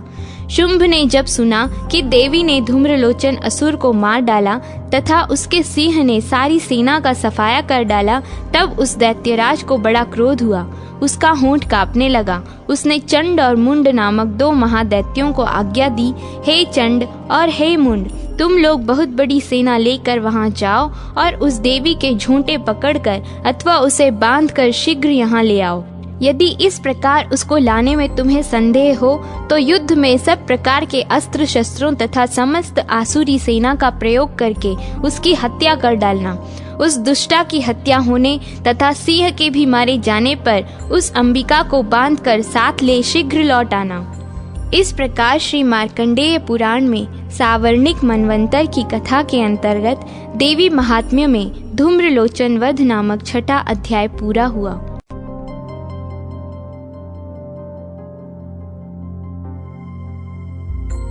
सप्तमो अध्याय चंड और मुंड का वध। मैं मातंगी देवी का ध्यान करता हूँ। वे रत्नमय सिंहासन पर बैठकर पढ़ते हुए तोते का मधुर शब्द सुन रही हैं। उनके शरीर का वर्ण श्याम है। वे अपना एक पैर कमल पर रखे हुए हैं और मस्तक पर अर्धचंद्र धारण करती हैं। कल्हार पुष्पों की माला धारण किए वीणा बजाती हैं। उनके अंग में कसी हुई चोली शोभा पा रही है।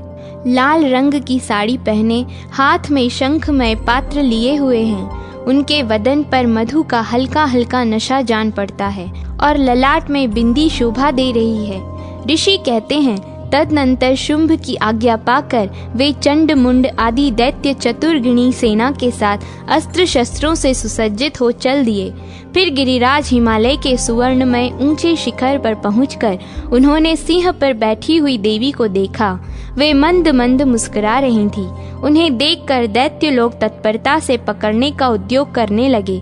किसी ने धनुष तान लिया, किसी ने तलवार संभाली और कुछ लोग देवी के पास आकर खड़े हो गए। तब अंबिका ने उन शत्रुओं के प्रति बड़ा क्रोध किया। उस समय क्रोध के कारण उनका मुख काला पड़ गया, ललाट में भौहें टेढ़ी हो गईं और वहां से तुरंत विकराल मुखी काली प्रकट हुई, जो तलवार और पाश लिए हुए थीं। विचित्र खटवांग धारण किए और चीते के चर्म की साड़ी पहने नर मुंडों की माला से विभूषित थीं। उनके शरीर का मांस सूख गया था, केवल हड्डियों का ढांचा था, जिससे वे अत्यंत भयंकर जान पड़ती थीं। उनका मुख बहुत विशाल था। जीभ लपलपाने के कारण वे और भी डरावनी प्रतीत होती थीं। उनकी आंखें भीतर को धसी हुई और लाल थीं। वे भयंकर गर्जना से संपूर्ण दिशाओं को गुंजा रही थीं। बड़े बड़े दैत्यों का वध करती हुई वे कालिका देवी बड़े वेग से दैत्यों की उस सेना पर टूट पड़ी और उन सब को भक्षण करने लगी। वे पार्श्व रक्षकों, अंकुशधारी महावतों, योद्धाओं और घंटा सहित कितने ही हाथियों को एक ही हाथ से पकड़कर मुंह में डाल लेती थीं। इस प्रकार घोड़े, रथ और सारथी के साथ रथी सैनिकों को मुंह में डालकर वे उन्हें बड़े भयानक रूप से चबा डालती थीं। किसी के बाल पकड़ लेती, किसी का गला दबा देती, किसी को पैरों से कुचल डालती और किसी को छाती के धक्के से गिराकर मार डालती थीं। वे असुरों के छोटे हुए बड़े बड़े अस्त्र शस्त्र मुंह से पकड़ लेती और रोष में भरकर उनको दांतों से पीस डालती। काली ने बलवान एवं दुरात्मा दैत्यों की वह सारी सेना रोंद डाली, खा डाली और कितनों को मार भगाया। कोई तलवार के घाट उतारे गए, कोई खटवांग से पीटे गए और कितने ही असुर दांतों के अग्रभाग से कुचले जाकर मृत्यु को प्राप्त हुए। इस प्रकार देवी ने असुरों की उस सारी सेना को क्षण भर में मार गिराया। यह देख चंड उन अत्यंत भयानक काली देवी की ओर दौड़ा तथा महादैत्य मुंड ने भी अत्यंत भयंकर बाणों की वर्षा से तथा हजारों बार चलाए हुए चक्रों से उन भयानक नेत्रों वाली देवी को आच्छादित कर दिया। वे अनेकों चक्र देवी के मुख में समाते हुए ऐसे जान पड़े मानो सूर्य के बहुतेरे मंडल बादलों के उदर में प्रवेश कर रहे हों। तब भयंकर गर्जना करने वाली काली ने अत्यंत रोष में भरकर विकट अट्टहास किया। उस समय उनके विकराल वदन के भीतर कठिनता से देखे जा सकने वाले दांतों की प्रभा से वे अत्यंत उज्जवल दिखाई देती थीं।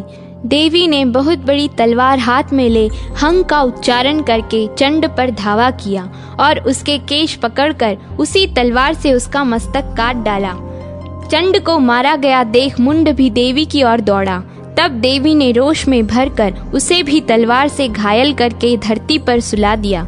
महापराक्रमी चंड और मुंड को मारा गया देख मरने से बची हुई बाकी सेना भय से व्याकुल हो चारों ओर भागने लगी। तदनंतर काली ने चंड और मुंड का मस्तक हाथ में ले चंडिका के पास जाकर प्रचंड अट्टहास करते हुए कहा, देवी, मैंने चंड और मुंड नामक इन दो महापशुओं को तुम्हें भेंट किया है। अब युद्ध यज्ञ में तुम शुंभ और निशुंभ का स्वयं ही वध करना। चंड मुंड नामक महादैत्यों को देखकर कल्याणमयी चंडी ने काली से मधुर वाणी में कहा, देवी, तुम चंड और मुंड को लेकर मेरे पास आई हो, इसलिए संसार में चामुंडा के नाम से तुम्हारी ख्याति होगी। इस प्रकार श्री मार्कंडेय पुराण में सावर्णिक मनवंतर की कथा के अंतर्गत देवी महात्म्य में चंड मुंड वध नामक 7वां अध्याय पूरा हुआ। 8वां अध्याय रक्त बीज वध। मैं अणिमा आदि सिद्धिमयी किरणों से आवृत भवानी का ध्यान करता हूँ। उनके शरीर का रंग लाल है, नेत्रों में करुणा लहरा रही है तथा हाथों में पाश, अंकुश, बाण और धनुष शोभा पाते हैं। ऋषि कहते हैं, चंड और मुंड नामक दैत्यों के मारे जाने पर तथा बहुत सी सेना का संहार हो जाने पर दैत्यों के राजा प्रतापी शुंभ के मन में बड़ा क्रोध हुआ और उसने दैत्यों की संपूर्ण सेना को युद्ध के लिए कूच करने की आज्ञा दी। वह बोला, आज उदायुध नाम के 86 दैत्य सेनापति अपनी सेनाओं के साथ युद्ध के लिए प्रस्थान करें। कंबू नाम वाले दैत्यों के 84 सेना नायक अपनी वाहिनी से घिरे हुए यात्रा करें। 50 कोटि वीर्य कुल के और 100 धौम्र कुल के असुर सेनापति मेरी आज्ञा से सेना सहित कूच करें। कालक, दोहर्द्य, मौर्य और कालकेय असुर भी युद्ध के लिए तैयार हों और मेरी आज्ञा से तुरंत प्रस्थान करें। भयानक शासन करने वाला असुर राज शुंभ इस प्रकार आज्ञा दे सहस्त्रों बड़ी बड़ी सेनाओं के साथ युद्ध के लिए प्रस्थित हुआ। उसकी अत्यंत भयंकर सेना आती देख चंडिका ने अपने धनुष की टंकार से पृथ्वी और आकाश के बीच का भाग गुंजा दिया। राजन, तदनंतर देवी के सिंह ने भी बड़े जोर जोर से दहाड़ना आरंभ किया। फिर अंबिका ने घंटे के शब्द से उस ध्वनि को और भी बढ़ा दिया। धनुष की टंकार, सिंह की दहाड़ और घंटे की ध्वनि से संपूर्ण दिशाएं गूंज उठी। उस भयंकर शब्द से काली ने अपने विकराल मुख को और भी बढ़ा लिया तथा इस प्रकार वे विजयिनी हुई। उस तुमुल नाद को सुनकर दैत्यों की सेनाओं ने चारों ओर से आकर चंडिका देवी, सिंह तथा काली देवी को क्रोधपूर्वक घेर लिया। राजन, इसी बीच में असुरों के विनाश तथा देवताओं के अभ्युदय के लिए ब्रह्मा, शिव, कार्तिकेय, विष्णु तथा इंद्र आदि देवों की शक्तियां जो अत्यंत पराक्रम और बल से संपन्न थीं, उनके शरीर से निकलकर उन्हीं के रूप में चंडिका देवी के पास गईं। जिस देवता का जैसा रूप, जैसी वेशभूषा और जैसा वाहन है, ठीक वैसे ही साधनों से संपन्न हो उसकी शक्ति असुरों से युद्ध करने के लिए आई। सबसे पहले हंस युक्त विमान पर बैठी हुई अक्षसूत्र और कमंडलू से सुशोभित ब्रह्मा जी की शक्ति उपस्थित हुई, जिसे ब्रह्माणी कहते हैं। महादेव जी की शक्ति वृषभ पर आरूढ़ हो हाथों में श्रेष्ठ त्रिशूल धारण किए, महानाग का कंकण पहने, मस्तक में चंद्र रेखा से विभूषित हो वहां आ पहुंची। कार्तिकेय जी की शक्ति रूपा जगदम्बिका का उन्हीं का रूप धारण किए श्रेष्ठ मयूर पर आरूढ़ हो हाथ में शक्ति लिए दैत्यों से युद्ध करने के लिए आईं। इसी प्रकार भगवान विष्णु की शक्ति गरुड़ पर विराजमान हो शंख, चक्र, गदा, शांग्र, धनुष तथा खड्ग हाथ में लिए वहां आई। अनुपम यज्ञ वराह का रूप धारण करने वाले श्री हरि की जो शक्ति है, वह भी वराह शरीर धारण करके वहां उपस्थित हुई। नारसिंह शक्ति भी नरसिंह के समान शरीर धारण करके वहां आई। उसकी गर्दन के बालों के झटके से आकाश के तारे बिखरे पड़ते थे। इसी प्रकार इंद्र की शक्ति वज्र हाथ में लिए गजराज ऐरावत पर बैठकर आई। उसके भी सहस्त्र नेत्र थे। इंद्र का जैसा रूप है वैसा ही उसका भी था। तदनंतर उन देव शक्तियों से घिरे हुए महादेव जी ने चंडिका से कहा, मेरी प्रसन्नता के लिए तुम शीघ्र ही इन असुरों का संहार करो। तब देवी के शरीर से अत्यंत भयानक और परम उग्र चंडिका शक्ति प्रकट हुई, जो सैकड़ों गीदड़ियों की भांति आवाज करने वाली थी। उस अपराजिता देवी ने धूमिल जटा वाले महादेव जी से कहा, भगवान, आप शुंभ निशुंभ के पास दूत बनकर जाइए और उन अत्यंत गर्वीले दानव शुंभ एवं निशुंभ दोनों से कहिए, साथ ही उनके अतिरिक्त भी जो दानव युद्ध के लिए वहां उपस्थित हों, उनको भी यह संदेश दीजिए, दैत्यों, यदि तुम जीवित रहना चाहते हो तो पाताल को लौट जाओ। इंद्र को त्रिलोकी का राज्य मिल जाए और देवता यज्ञ भाग का उपयोग करें। यदि बल के घमंड में आकर तुम युद्ध की अभिलाषा रखते हो तो आओ, मेरी शिवाएं तुम्हारे कच्चे मांस से तृप्त हो। चूंकि उस देवी ने भगवान शिव को दूत के कार्य में नियुक्त किया था, इसलिए वह शिवदूती के नाम से संसार में विख्यात हुई। वे महादैत्य भी भगवान शिव के मुंह से देवी के वचन सुनकर क्रोध में भर गए और जहां कात्यायनी विराजमान थी उस ओर बढ़े। तदनंतर वे दैत्य अमर्ष में भरकर पहले ही देवी के ऊपर बाण, शक्ति और वृष्टि आदि अस्त्रों की वृष्टि करने लगे। तब देवी ने भी खेल खेल में ही धनुष की टंकार की और उससे छोड़े हुए बड़े बड़े बाणों द्वारा दैत्यों के चलाए हुए बाण, शूल, शक्ति और फरसों को काट डाला। फिर काली उनके आगे होकर शत्रुओं को शूल के प्रहार से विदीर्ण करने लगी और खट्टवांग से उनका कचूमर निकालती हुई रणभूमि में विचरने लगी। ब्रह्मा ने भी जिस जिस ओर दौड़ती उसी ओर अपने कमंडलू का जल छिड़क कर शत्रुओं के ओज और पराक्रम को नष्ट कर देती थी। माहेश्वरी ने त्रिशूल से तथा वैष्णवी ने चक्र से और अत्यंत क्रोध में भरी हुई कुमार कार्तिकेय की शक्ति से दैत्यों का संहार आरंभ किया। इंद्र शक्ति के वज्र प्रहार से विदीर्ण हो सैकड़ों दैत्य दानव रक्त की धारा बहाते हुए पृथ्वी पर सो गए। वराही शक्ति ने कितनों को अपनी थुथुन की मार से नष्ट कर दिया। दाढ़ों के अग्रभाग से कितनों की छाती छेद डाली तथा कितने ही दैत्य चक्र की चोट से विदीर्ण हो गए। नारसिंही भी दूसरे महादैत्यों को अपने नखों से विदीर्ण करके खाती और सिंहनाद से दिशाओं एवं आकाश को गुंजाती हुई युद्ध क्षेत्र में विचरने लगी। कितने ही असुर शिवदूती के प्रचंड अट्टहास से अत्यंत भयभीत हो पृथ्वी पर गिर पड़े और गिरने पर उन्हें शिवदूती ने उस समय अपना ग्रास बना लिया। इस प्रकार क्रोध में भरे हुए मात्र गणों को नाना प्रकार के उपायों से बड़े बड़े असुरों का मर्दन करते देख दैत्य सैनिक भाग खड़े हुए। मात्र गणों से पीड़ित दैत्यों को युद्ध से भागते देख रक्तबीज नाम का महादैत्य क्रोध में भरकर युद्ध के लिए आया। उसके शरीर से जब रक्त की बूंद पृथ्वी पर गिरती तब उसी के समान शक्तिशाली एक दूसरा महादैत्य पृथ्वी पर पैदा हो जाता। महासुर रक्तबीज हाथ में गदा लेकर इंद्र शक्ति के साथ युद्ध करने लगा। तब इंद्री ने अपने वज्र से रक्तबीज को मारा। वज्र से घायल होने पर उसके शरीर से बहुत सा रक्त चूने लगा और उससे उसी के समान रूप तथा पराक्रम वाले योद्धा उत्पन्न होने लगे। उसके शरीर से रक्त की जितनी बूंदें गिरी उतने ही पुरुष उत्पन्न हो गए। वे सब रक्त बीज के समान ही वीर्यवान, बलवान तथा पराक्रमी थे। वे रक्त से उत्पन्न होने वाले पुरुष भी अत्यंत भयंकर अस्त्र शस्त्रों का प्रहार करते हुए वहां मात्र गणों के साथ घोर युद्ध करने लगे। पुनः वज्र के प्रहार से जब उसका मस्तक घायल हुआ तो रक्त बहने लगा और उससे हजारों पुरुष उत्पन्न हो गए। वैष्णवी ने युद्ध में रक्तबीज पर चक्र का प्रहार किया तथा इंद्री ने उस दैत्य सेनापति को गदा से चोट पहुंचाई। वैष्णवी के चक्र से घायल होने पर उसके शरीर से जो रक्त बहा और उससे जो उसी के बराबर आकार वाले सहस्त्रों महादैत्य प्रकट हुए, उनके द्वारा संपूर्ण जगत व्याप्त हो गया। कौमारी ने शक्ति से, वाराही ने खड्ग से और माहेश्वरी ने त्रिशूल से महादैत्य रक्तबीज को घायल किया। क्रोध में भरे हुए उस महादैत्य रक्तबीज ने भी गदा से सभी मात्र शक्तियों पर पृथक पृथक प्रहार किया। शक्ति और शूल आदि से अनेक बार घायल होने पर जो उसके शरीर से रक्त की धारा पृथ्वी पर गिरी, उससे सैकड़ों असुर उत्पन्न हुए। इस प्रकार उस महादैत्य के रक्त से प्रकट हुए असुरों द्वारा संपूर्ण जगत व्याप्त हो गया। इससे देवताओं को बड़ा भय हुआ।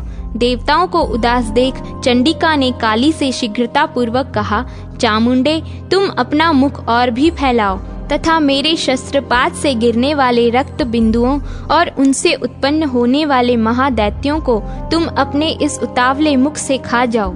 इस प्रकार रक्त से उत्पन्न होने वाले महादैत्यों का भक्षण करती हुई तुम रण में विचरती रहो। ऐसा करने से उस दैत्य का सारा रक्त क्षीण हो जाने पर वह स्वयं भी नष्ट हो जाएगा। उन भयंकर दैत्यों को जब तुम खा जाओगी तो दूसरे नए दैत्य उत्पन्न नहीं हो सकेंगे। काली से यूं कहकर चंडिका देवी ने शूल से रक्तबीज को मारा। और काली ने अपने मुख में उसका रक्त ले लिया। तब उसने वहां चंडिका पर गदा से प्रहार किया, किंतु उस गदापात ने देवी को तनिक भी वेदना नहीं पहुंचाई। रक्तबीज के घायल शरीर से बहुत सा रक्त गिरा, किंतु ज्यों ही वह गिरा त्यों ही चामुंडा ने उसे अपने मुख में ले लिया। रक्त गिरने से काली के मुख में जो महादैत्य उत्पन्न हुए उन्हें भी वह चट कर गई और उसने रक्तबीज का रक्त भी पी लिया। तदनंतर देवी ने रक्तबीज को, जिसका रक्त चामुंडा ने पी लिया था, वज्र, बाण, खड्ग तथा रिष्टि आदि से मार डाला। राजन, इस प्रकार शस्त्रों के समुदाय से आहत एवं रक्तहीन हुआ महादैत्य रक्तबीज पृथ्वी पर गिर पड़ा। नरेश्वर, इससे देवताओं को अनुपम हर्ष की प्राप्ति हुई और मात्रगण उन असुरों के रक्तपान के मद से उद्धित सी होकर नृत्य करने लगी। इस प्रकार श्री मार्कंडेय पुराण में सावर्णिक मनवंतर की कथा के अंतर्गत देवी महात्म्य में रक्त बीज वध नामक 8वां अध्याय पूरा हुआ। 9वां अध्याय निशुंभ वध। मैं अर्धनारीश्वर के श्री विग्रह की निरंतर शरण लेता हूँ। उसका वर्ण बंधुक पुष्प और सुवर्ण के समान रक्त पीत मिश्रित है। वह अपनी भुजाओं में सुंदर अक्षमाला, पाश, अंकुश और वरद मुद्रा धारण करता है। अर्धचंद्र उसका आभूषण है तथा वह 3 नेत्रों से सुशोभित है।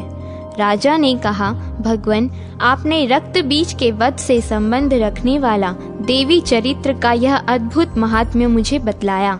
अब रक्त बीज के मारे जाने पर अत्यंत क्रोध में भरे हुए शुंभ और निशुंभ ने जो कर्म किया उसको मैं सुनना चाहता हूँ। ऋषि कहते हैं, राजन, युद्ध में रक्त बीज तथा अन्य दैत्यों के मारे जाने पर शुंभ और निशुंभ के क्रोध की सीमा न रही। अपनी विशाल सेना इस प्रकार मारी जाती देख निशुंभ अमर्ष में भरकर देवी की ओर दौड़ा। उसके साथ असुरों की प्रधान सेना थी। उसके आगे पीछे तथा पार्श्व भाग में बड़े बड़े असुर थे, जो क्रोध से होठ चबाते हुए देवी को मार डालने के लिए आए। महापराक्रमी शुंभ भी अपनी सेना के साथ मात्र गणों से युद्ध करके क्रोधवश चंडिका को मारने के लिए आ पहुंचा। तब देवी के साथ शुंभ और निशुंभ का घोर संग्राम छिड़ गया। वे दोनों दैत्य मेघों की भांति बाणों की भयंकर वृष्टि कर रहे थे। उन दोनों के चलाए हुए बाणों को चंडिका ने अपने बाणों के समूह से तुरंत काट डाला और शस्त्र समूहों की वर्षा करके उन दोनों दैत्यपतियों के अंगों में भी चोट पहुंचाई। निशुंभ ने तीखी तलवार और चमकती हुई ढाल लेकर देवी के श्रेष्ठ वाहन सिंह के मस्तक पर प्रहार किया। अपने वाहन को चोट पहुंचने पर देवी ने क्षुरप्र नामक बाण से निशुंभ की श्रेष्ठ तलवार तुरंत ही काट डाली और उसकी ढाल को भी, जिसमें 8 चांद जड़े थे, खंड खंड कर दिया। ढाल और तलवार के कट जाने पर उस असुर ने शक्ति चलाई, किंतु सामने आने पर देवी ने चक्र से उसके भी 2 टुकड़े कर दिए। अब तो निशुंभ क्रोध से जल उठा और उस दानव ने देवी को मारने के लिए शूल उठाया, किंतु देवी ने समीप आने पर उसे भी मुक्के से मारकर चूर्ण कर दिया। तब उसने गदा घुमाकर चंडी के ऊपर चलाई, परंतु वह भी देवी के त्रिशूल से कटकर भस्म हो गई। तदनंतर दैत्यराज निशुंभ को फरसा हाथ में लेकर आते देख देवी ने बाण समूहों से घायल कर धरती पर सुला दिया। उस भयंकर पराक्रमी भाई निशुंभ के धराशायी हो जाने पर शुंभ को बड़ा क्रोध हुआ और अंबिका का वध करने के लिए वह आगे बढ़ा। रथ पर बैठे बैठे ही उत्तम आयुधों से सुशोभित अपनी बड़ी बड़ी 8 अनुपम भुजाओं से समूचे आकाश को ढक कर वह अद्भुत शोभा पाने लगा। उसे आते देख देवी ने शंख बजाया और धनुष की प्रत्यंचा का भी अत्यंत दुस्सह शब्द किया।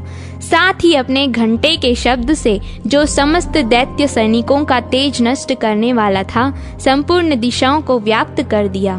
तदनंतर सिंह ने भी अपनी दहाड़ से, जिसे सुनकर बड़े बड़े गजराजों का महान मद दूर हो जाता था, आकाश, पृथ्वी और 10 दिशाओं को गुंजा दिया। फिर काली ने आकाश में उछलकर अपने दोनों हाथों से पृथ्वी पर आघात किया। उससे ऐसा भयंकर शब्द हुआ जिससे पहले के सभी शब्द शांत हो गए। तत्पश्चात शिव दूती ने दैत्यों के लिए अमंगलजनक अट्टहास किया। इन शब्दों को सुनकर समस्त असुर थर्रा उठे, किंतु शुंभ को बड़ा क्रोध हुआ उस समय देवी ने जब शुंभ को लक्ष्य करके कहा, ओ दुरात्मन, खड़ा रह, खड़ा रह, तभी आकाश में खड़े हुए देवता बोल उठे, जय हो, जय हो। शुंभ ने वहां आकर ज्वालाओं से युक्त अत्यंत भयानक शक्ति चलाई। अग्निमय पर्वत के समान आती हुई उस शक्ति को देवी ने बड़े भारी लूके से दूर हटा दिया। उस समय शुंभ के सिंहनाद से तीनों लोग गूंज उठे। राजन, उसकी प्रतिध्वनि से वज्रपात के समान भयानक शब्द हुआ, जिसने अन्य सब शब्दों को जीत लिया। शुंभ के चलाए हुए बाणों के देवी ने और देवी के चलाए हुए बाणों के शुंभ ने अपने भयंकर बाणों द्वारा सैकड़ों और हजारों टुकड़े कर दिए। तब क्रोध में भरी हुई चंडिका ने शुंभ को शूल से मारा। उसके आघात से मूर्छित हो वह पृथ्वी पर गिर पड़ा। इतने में ही निशुंभ को चेतना हुई और उसने धनुष हाथ में लेकर बाणों द्वारा देवी, काली तथा सिंह को घायल कर दिया। फिर उस दैत्यराज ने 10,000 बाहें बनाकर चक्रों के प्रहार से चंडिका को आच्छादित कर दिया। तब दुर्गम पीड़ा का नाश करने वाली भगवती दुर्गा ने कुपित होकर अपने बाणों से उन चक्रों तथा बाणों को काट गिराया। यह देख निशुंभ दैत्य सेना के साथ चंडिका का वध करने के लिए हाथ में गदा ले बड़े वेग से दौड़ा। उसके आते ही चंडी ने तीखी धार वाली तलवार से उसकी गदा को शीघ्र ही काट डाला। तब उसने शूल हाथ में लिया। देवताओं को पीड़ा देने वाले निशुंभ को शूल हाथ में लिए आते देख चंडिका ने वेग से चलाए हुए अपने शूल से उसकी छाती छेद डाली। शूल से विदीर्ण हो जाने पर उसकी छाती से एक दूसरा महाबली एवं महापराक्रमी पुरुष खड़ी रह यह कहता हुआ निकला। उस निकलते हुए पुरुष की बात सुनकर देवी ठहाकर हंस पड़ी और खड्ग से उन्होंने उसका मस्तक काट डाला। फिर तो वह पृथ्वी पर गिर पड़ा। तदनंतर सिंह अपनी दाढ़ों से असुरों की गर्दन कुचल कर खाने लगा। यह बड़ा भयंकर दृश्य था। उधर काली तथा शिवदूती ने भी अनान्य दैत्यों का भक्षण आरंभ किया। कौमारी की शक्ति से विदीर्ण होकर कितने ही महादैत्य नष्ट हो गए। ब्रह्माणी के मंत्रपूत जल से निस्तेज होकर कितने ही भाग खड़े हुए। कितने ही दैत्य माहेश्वरी के त्रिशूल से छिन्न भिन्न हो धराशायी हो गए। वाराही के थुथुन के आघात से कितनों का पृथ्वी पर कचुम्बर निकल गया। वैष्णवी ने भी अपने चक्र से दानवों के टुकड़े टुकड़े कर डाले। इंद्री के हाथ से छूटे हुए वज्र से भी कितने ही प्राणों से हाथ धो बैठे। कुछ असुर नष्ट हो गए, कुछ उस महायुद्ध से भाग गए तथा कितने ही काली, शिवदूती तथा सिंह के ग्रास बन गए। इस प्रकार श्री मार्कंडेय पुराण में सावर्णिक मनवंतर की कथा के अंतर्गत देवी महात्म्य में निशुंभ वध नामक 9वां अध्याय पूरा हुआ। 10वां अध्याय शुंभ वध। मैं मस्तक पर अर्धचंद्र धारण करने वाली शिव शक्ति स्वरूपा भगवती कामेश्वरी का हृदय में चिंतन करता हूँ। वे तपाए हुए सुवर्ण के समान सुंदर हैं। सूर्य, चंद्रमा और अग्नि ये ही 3 उनके नेत्र हैं तथा वे अपने मनोहर हाथों में धनुष, बाण, अंकुश, पाश और शूल धारण किए हुए हैं। ऋषि कहते हैं, राजन, अपने प्राणों के समान प्यारे भाई निशुंभ को मारा गया देख तथा सारी सेना का संहार होता जान शुंभ ने कुपित होकर कहा, दुष्ट दुर्गे, तू बल के अभिमान में आकर झूठ मूठ का घमंड न दिखा। तू बड़ी मानिनी बनी हुई है, किंतु दूसरी स्त्रियों के बल का सहारा लेकर लड़ती है। देवी बोली, ओ दुष्ट, मैं अकेली ही हूँ। इस संसार में मेरे सिवा दूसरा कौन है? देख, ये मेरी ही विभूतियाँ हैं, अतः मुझ में ही प्रवेश कर रही हैं। तदनंतर ब्रह्माणी आदि समस्त देवियाँ अंबिका देवी के शरीर में लीन हो गईं। उस समय केवल अंबिका देवी ही रह गईं। देवी बोली, मैं अपनी ऐश्वर्य शक्ति से अनेक रूपों में यहाँ उपस्थित हुई थी। उन सब रूपों को मैंने समेट लिया। अब अकेली ही युद्ध में खड़ी हूँ, तुम भी स्थिर हो जाओ। ऋषि कहते हैं, तदनंतर देवी और शुंभ दोनों में सब देवताओं तथा दानवों के देखते देखते भयंकर युद्ध छिड़ गया। बाणों की वर्षा से तथा तीखे शस्त्रों एवं दारुण अस्त्रों के प्रहार के कारण उन दोनों का युद्ध सब लोगों के लिए बड़ा भयानक प्रतीत होता था। उस समय अंबिका देवी ने जो सैकड़ों दिव्य अस्त्र छोड़े, उन्हें दैत्यराज शुंभ ने उनके निवारक अस्त्रों द्वारा काट डाला।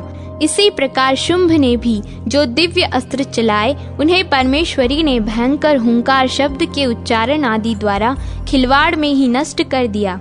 तब उस असुर ने सैकड़ों बाणों से देवी को आच्छादित कर दिया। यह देख क्रोध में भरी हुई उन देवी ने भी बाण मारकर उसका धनुष काट डाला। धनुष कट जाने पर फिर दैत्यराज ने शक्ति हाथ में ली, किंतु देवी ने चक्र से उसके हाथ की शक्ति को भी काट गिराया। तत्पश्चात दैत्यों के स्वामी शुंभ ने 100 चांद वाली चमकती हुई ढाल और तलवार हाथ में ले उस समय देवी पर धावा किया। उसके आते ही चंडिका ने अपने धनुष से छोड़े हुए तीखे बाणों द्वारा उसकी सूर्य किरणों के समान उज्जवल ढाल और तलवार को तुरंत काट दिया। फिर उस दैत्य के घोड़े और सारथी मारे गए। धनुष तो पहले ही कट चुका था। अब उसने अंबिका को मारने के लिए उद्धत हो भयंकर मुंदर हाथ में लिया। उसे आते देख देवी ने अपने तीक्ष्ण बाणों से उसका मुंदर भी काट डाला। तिस पर भी वह असुर मुक्का तान कर बड़े वेग से देवी की ओर झपटा। उस दैत्यराज ने देवी की छाती में मुक्का मारा। तब उन देवी ने भी उसकी छाती में एक चांटा जड़ दिया। देवी का थप्पड़ खाकर दैत्यराज शुंभ पृथ्वी पर गिर पड़ा, किंतु पुनः सहसा पूर्ववत खड़ा हो गया। फिर वह उछला और देवी को ऊपर ले जाकर आकाश में खड़ा हो गया।